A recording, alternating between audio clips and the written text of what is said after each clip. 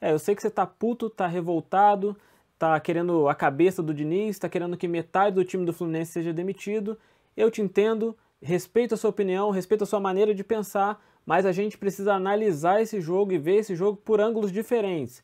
A gente tem duas maneiras de ver. A gente pode olhar o jogo pelo final, pelo resultado, e ficar realmente revoltado, ficar puto. O Fluminense perdeu mais uma vez, 3 derrotas seguidas, tá no Z4, só não é lanterna, porque o Vitória tomou mais gol que o Fluminense, e inclusive se o Vitória fizer 1 ponto hoje, a gente vira lanterna do Campeonato Brasileiro depois de ter sido campeão da Libertadores.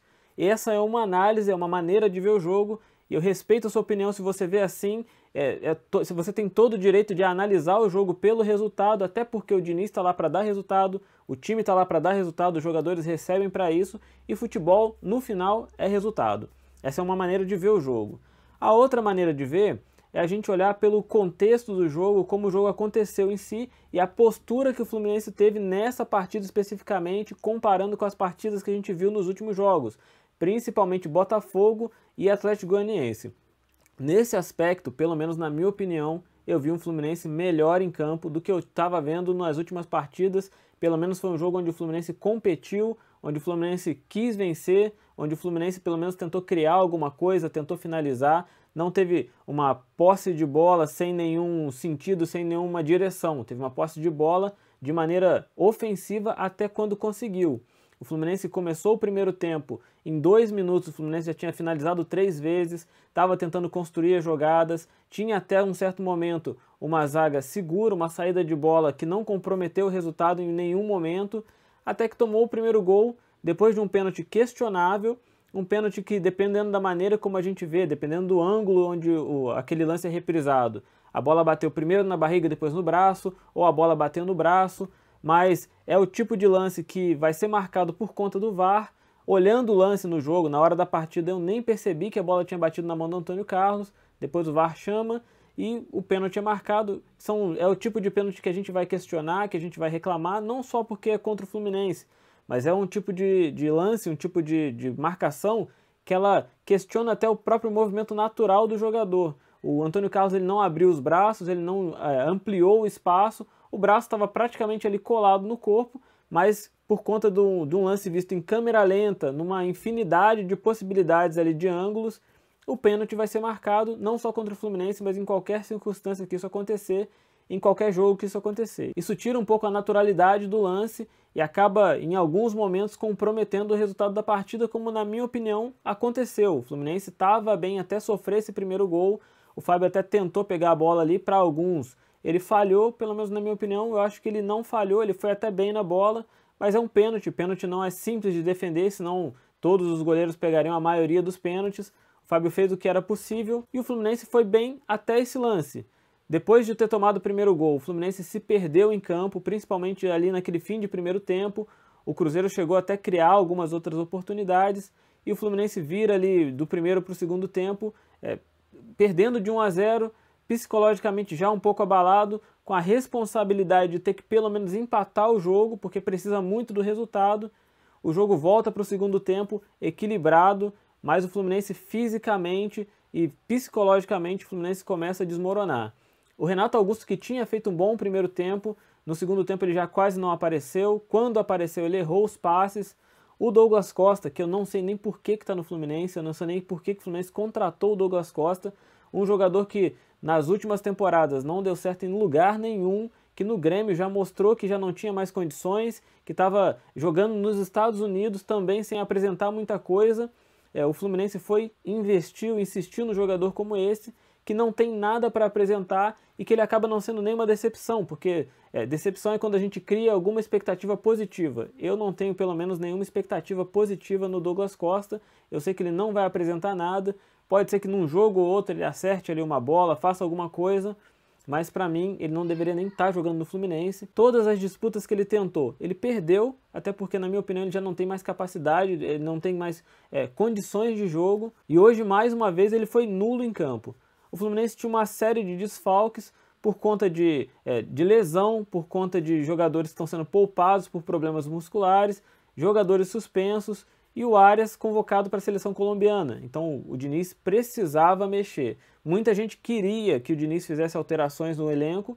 ele acabou fazendo hoje por necessidade, e as alterações que ele fez, mesmo que não sejam as alterações que a gente queria que fossem feitas, da maneira que a gente queria que fosse feito, de alguma maneira surtiu efeito, o time se comportou melhor do que vinha se comportando, foi até certo ponto competitivo, e até certo ponto a gente achou sim que o Fluminense ia conseguir vencer esse jogo contra o Cruzeiro e iniciar a sua caminhada para sair da zona de rebaixamento. Pelo menos parecia até certo ponto. A gente pode até destacar de maneira positiva a entrada do Gabriel Pires, a entrada do Terans, jogadores que entraram bem, mas o Fluminense no segundo tempo não teve a capacidade de se manter fisicamente principalmente. O John Kennedy em alguns momentos ele buscou as jogadas, inclusive para mim foi uma das melhores partidas do John Kennedy nos últimos jogos, e eu não estou dizendo nem que ele jogou bem, ele só não jogou muito mal. Ele tentou, ele pelo menos participou, tentou finalizar, tentou construir algumas jogadas, o time melhorou como um todo, pelo menos na minha visão. Mas fisicamente a gente ainda paga muito pelas escolhas que o Diniz fez e as escolhas que a diretoria fez. Manter um elenco que já é um elenco envelhecido, é um elenco pesado, é um elenco que fisicamente não entrega, além dos jogadores com mais idade. A gente vê estranhamente jogadores mais novos também não aguentando muito fisicamente. É o caso do Marquinhos, por exemplo, que saiu lesionado. O Fluminense tem uma série de problemas com isso. No segundo tempo o Cruzeiro recuou as linhas, o Fluminense não conseguiu encontrar espaço para poder finalizar, quase não finalizou. O Germancano, que está numa fase muito complicada, a única finalização que ele acertou ali de cabeça, o goleiro acabou pegando. Ele saiu também antes do fim do segundo tempo por questões físicas, ele já não aguentava muito mais em campo. O Diniz fez ali algumas alterações, tentou dar um certo dinamismo, tentou criar um time um pouco mais ofensivo, mas o Fluminense perdeu muito esse jogo fisicamente. O Cruzeiro entrou com um time que tem muito ainda do time da Série B, além de uma série de garotos ali, um time muito jovem, e esses jovens fisicamente eles conseguiram ali segurar o Fluminense, e chega num ponto em que não adianta você ter jogadores técnicos, como o Renato Augusto é um jogador extremamente técnico, ele só não consegue entregar fisicamente. Não adianta você ter jogadores técnicos que em algum momento eles vão ser vencidos fisicamente, como é o que aconteceu. O segundo gol do Cruzeiro é claramente isso, o Fluminense estava morto em campo, num contra-ataque o atacante do Cruzeiro sai ali na frente do Fábio, já não tem mais o que fazer, o Fábio não consegue defender, mas o jogo já estava praticamente resolvido. Estava na cara que o Fluminense não ia conseguir mais buscar o resultado, o time já estava se arrastando em campo e a gente está aí na zona de rebaixamento, no Z4, a gente pode ser lanterna do Campeonato Brasileiro caso o Vitória faça pelo menos um ponto hoje. Demitir o Diniz é a solução? Eu sinceramente acho que nesse momento não. A gente tem um elenco montado para o Diniz, um elenco montado por ele para jogar da maneira que ele joga, e é muito complicado a gente tirar o Diniz para trazer um outro técnico para dar conta de fazer a gestão, de montar um esquema tático para um time que tem todas as características e todas as limitações que a gente sabe que tem. Esse time ele consegue ser minimamente competitivo jogando da maneira que joga hoje. Não com a postura que joga hoje, mas digo a maneira tática de jogar. O time já funcionou assim no passado.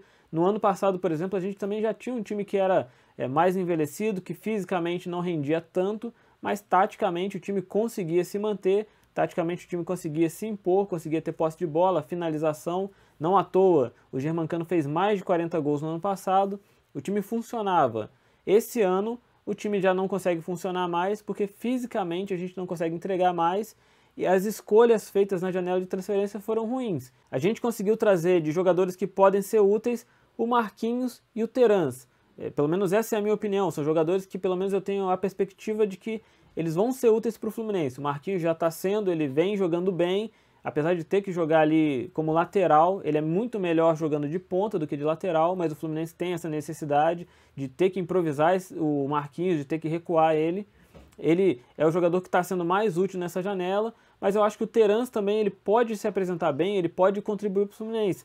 Ontem ele entrou bem, e até não entendo por que ele tem tão poucas oportunidades, ele quase não entra.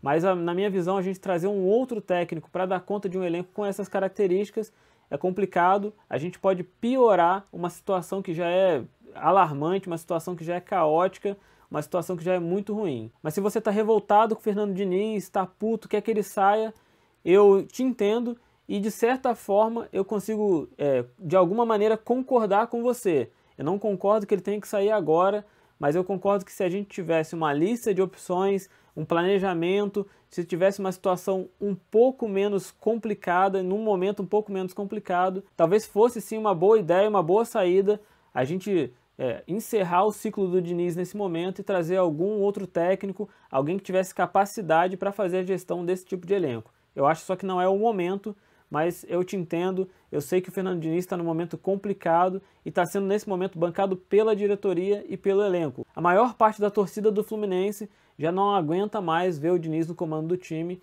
e está doido para ele sair para a gente poder encerrar esse ciclo. Deixa aqui a sua opinião, participa comigo, se você concorda com o que eu falei, se você não concorda, eu quero que você me diga aqui o que você pensa, o espaço aqui é seu, então deixa a sua opinião, se inscreve no canal, deixa seu like, seu comentário, e se você assistiu esse vídeo aqui até o final, muito obrigado e até a próxima.